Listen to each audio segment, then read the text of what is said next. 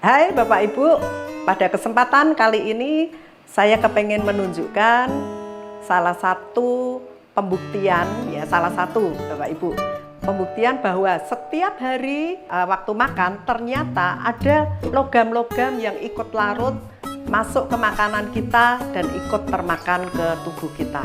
Saya akan tes semua alat masak ini ya, mungkin ini salah satunya ratunya dapur, ibu-ibu pasti punya yang namanya alat masak anti lengket ya. Kemudian yang kedua ini adalah dari aluminium. Itu kalau mungkin kita di rumah tangga sudah nggak pakai ini, mungkin kalau kita jajan di restoran atau di warung pasti mereka menggunakan yang namanya aluminium. Kemudian yang ketiga saya pakai, kita tes yang namanya panci stainless steel, dan ini stainless steel yang sudah ada grade-nya. Ada banyak grade ya, yang saya pakai ini yang grade 18/10, artinya 18% krom, 10% adalah dari nikel. Kemudian saya juga gunakan satu alat masak yang berbahan stainless steel 316 titanium. Ini adalah satu bahan yang selama ini logam yang dipakai untuk ring jantung, pen tulang, implan gigi ya. Satu-satunya logam yang boleh masuk ke tubuh kita. Saya akan tes salah satunya dengan cara saya kasih air semua dengan ukuran yang sama semuanya ya, dengan kurang lebih 100 cc, atau saya pakai takaran ini. Saya kasih semua sama takarannya.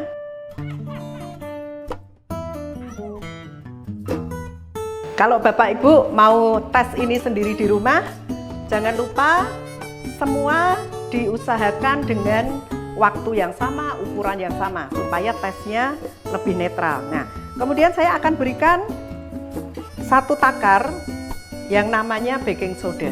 Ya, kenapa? Baking soda ini adalah kandungannya sodium bikarbonat. Ya, saya kasih sodium bikarbonat ini mewakili dari sebenarnya sayur-sayuran kita, karena dia kandungannya adalah mineral alam.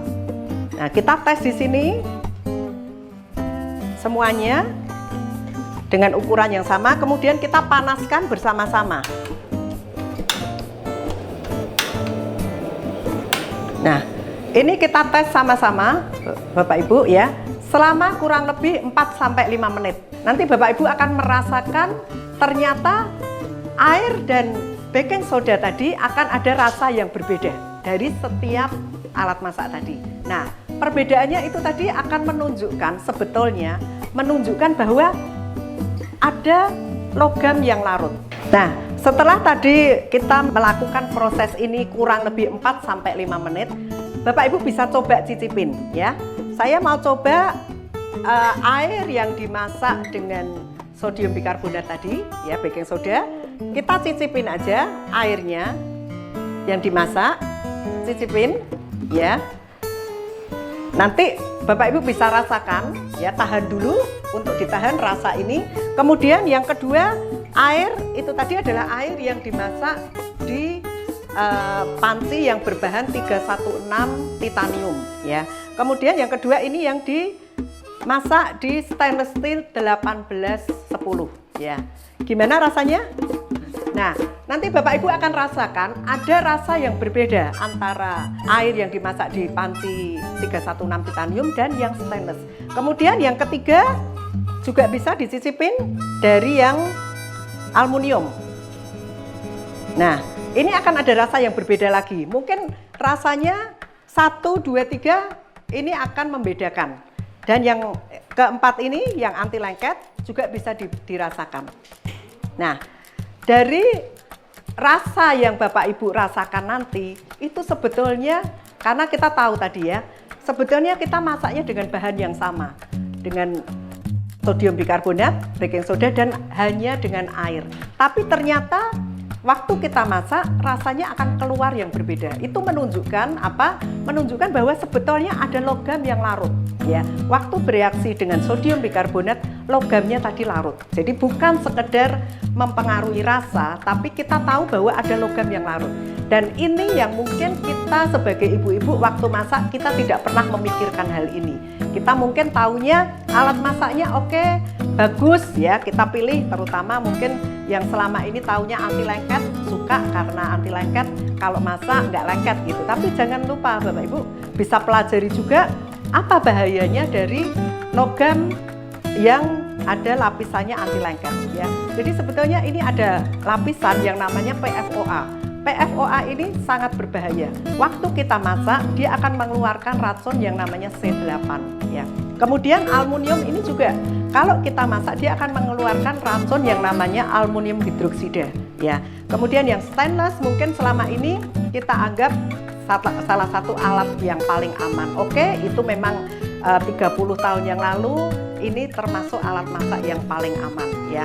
Tapi jangan lupa Bapak Ibu, waktu kita masak di suhu 46-48 derajat ternyata nikelnya akan larut ya. Makanya waktu tadi dirasakan ada rasa yang berbeda. Yang dianggap paling aman itu adalah 316 titanium, itu karena ada satu logam yang selama ini itu yang diizinkan untuk masuk ke tubuh kita, yaitu 316 titanium yang selama ini untuk bahan ring jantung, pen tulang, dan implan gigi. Itu satu-satunya logam yang bisa masuk ke tubuh kita. Nah, waktu kita masak pun ternyata kita membutuhkan itu karena setiap hari tanpa kita sadari kita menggunakan garam dan itu akan menarik logamnya masing-masing. Tentunya kita kepengen untuk setiap masakan kita, semua masakannya itu bisa memberi nutrisi ke tubuh kita dan terutama tidak ada racunnya. Bapak Ibu, saya pengen menjelaskan sedikit ya tentang alat masak ini. Ini adalah alat masak yang berbahan 316 titanium. Itu salah satu bahan yang selama ini untuk pen tulang, implan gigi, dan ring jantung, dan surgical stainless. Nah, kelebihan dari alat masak ini ada dua hal. Satu, dari bahannya tadi, yang waktu kalau kita tes, waktu kita gunakan untuk masak, kena cuka, asam, dan garam, dia tidak akan larut. Ya. Dan yang kedua, ini yang lebih spesifik lagi, dan lebih spesial adalah di indikator di sini. Yang ini namanya vapovalve ya. Dimana waktu kita masak, suhu di dalam mencapai 86 derajat ya. Waktu kita masak ada suhu mencapai 86 derajat, dia akan berbunyi. Ya, dia akan berbunyi. Ini menunjukkan bahwa masakan kita di dalam ini bakterinya sudah mati. Ya, karena pasteurisasi susu adalah di suhu 80 derajat. Tapi waktu kita ada indikator ini, vitamin dan mineral belum hilang. Sehingga untuk alat masak ini dipatenkan yang namanya vapovalve. Tujuannya adalah masakan ini nutrisinya tidak akan hilang. Dua hal yang sangat spesifik, sepertinya hanya indikator kecil, tapi dia berguna untuk menjaga nutrisi dari masakan kita. Terima kasih.